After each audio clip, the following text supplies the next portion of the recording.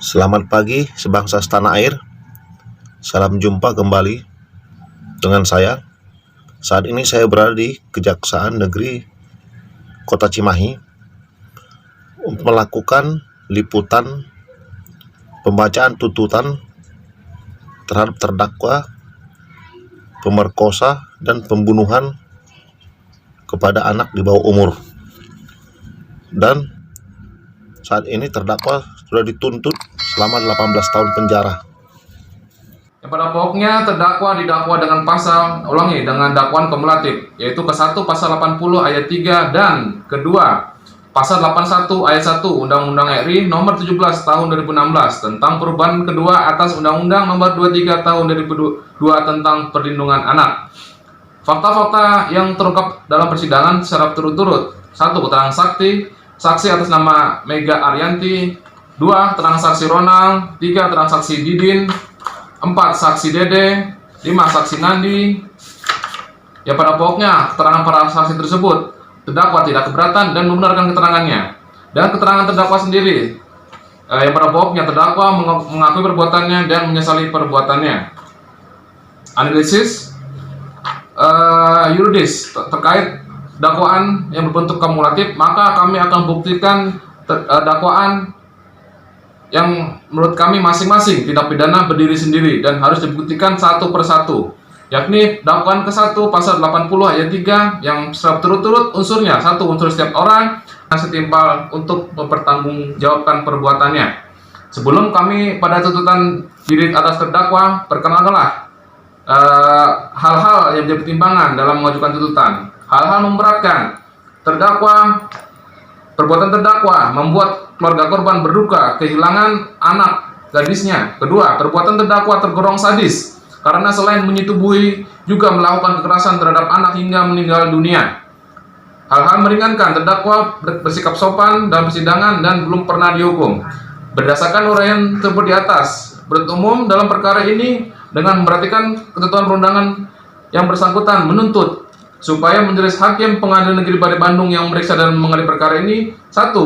Menyatakan terdakwa Nanang alias Onang bin almarhum Barsa terbukti secara sah dan meyakinkan bersalah melakukan tindak pidana kekerasan terhadap anak hingga mati dan persetubuhan terhadap anak sebagaimana pasal 80 ayat 3 dan pasal 81 ayat 1 Undang-Undang RI nomor 17 tahun 2016 tentang perubahan kedua atas Undang-Undang nomor 23 tahun 2002 tentang perlindungan anak sebagaimana dalam dakwaan kumulatif penuntut umum. Kedua, menjatuhkan pidana terhadap terdakwa Nanang alias Onang berupa pidana penjara selama 18 tahun dikurangi selama terdakwa berada dalam tahanan dengan perintah terdakwa tetap ditahan, dan denda sebesar 1 miliar rupiah subsidiar 2 bulan kurungan.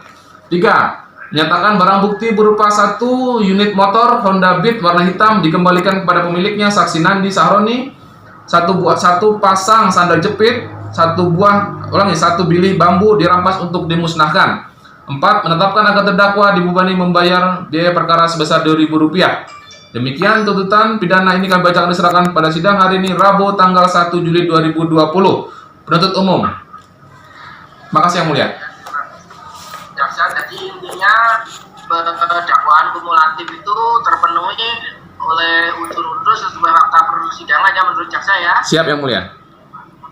Kemudian dituntut 18 tahun, betul? Betul yang mulia. Pidana penjara. Siap. Dendanya berapa? 1 miliar. 1 miliar yang mulia. Subsidiarnya 2 bulan kurungan yang mulia. 2 bulan ya. Siap. Oke.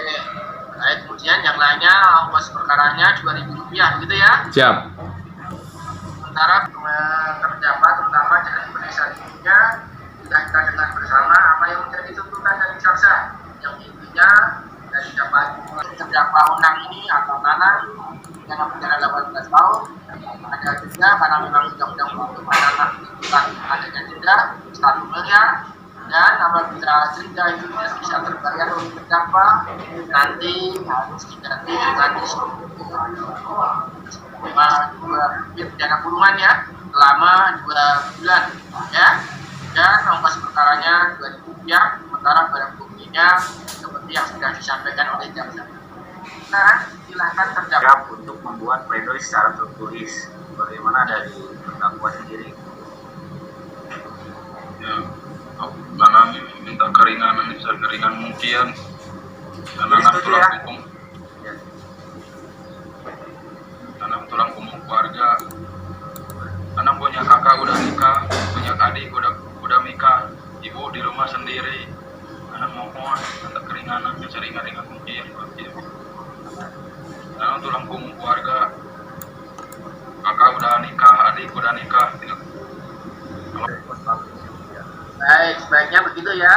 Jadi karena Pak Jaksa, karena dalam hal ini penasihat hukum dari terdakwa akan menyusun pledoi tertulis, walaupun tadi dari terdakwa intinya mohon keringanan secara lisan, kita beri kesempatan 1 minggu ya untuk menyusun nota pembelaannya atau pledoinya, begitu Pak Jaksa. Siap Yang Mulia.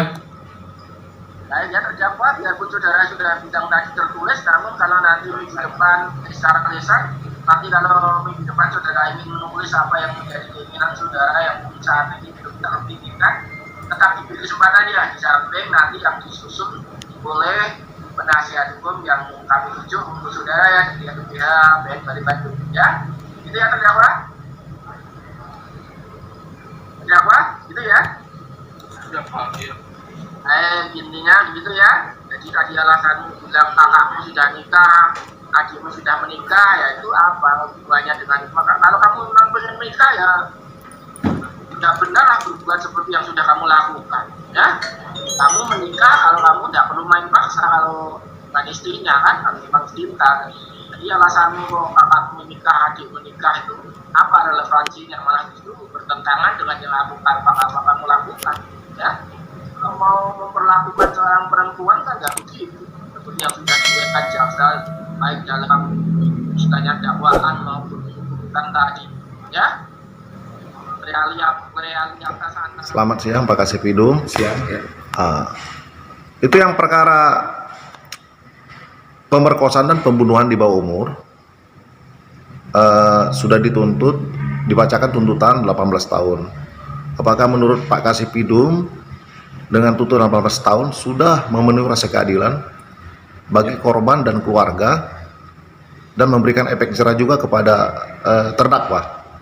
Ya, saya kira dengan tuntutan 18 tahun yang tadi sudah dibacakan, karena pelaku ini sudah melakukan 2 perbuatan yang berdiri sendiri ya, selain melakukan penganiayaan, jadi pelaku juga melakukan pemerkosaan. Nah, ketika si korban sudah tidak berdaya, jadi kami kategorikan tergolong sadis ya, sehingga kami dengan menuntut 18 tahun akan menimbulkan efek jerah bagi si pelaku. Berarti pihak Kejaksaan Cimahi, Kejaksaan Negeri Cimahi akan bertindak tegas Pak ya untuk penuntutan yang melibatkan terdakwa melakukan pelecehan seksual ataupun pembunuhan kepada anak di bawah umur ya. Ya betul, karena kami selaku penuntut umum yang merupakan wakil daripada korban, untuk memenuhi rasa keadilan ya kami akan tuntut maksimal pelaku-pelaku yang memang tergolong sadis, karena kebetulan dalam perkara ini pun pelaku yang melakukan sekaligus 2 perbuatan, itu ancaman hukumannya maksimal bisa ditambahkan ya berapa? Sepertiga dari hukuman maksimalnya. Oh begitu Pak ya. Baik Pak, terima kasih Pak Kasipidum.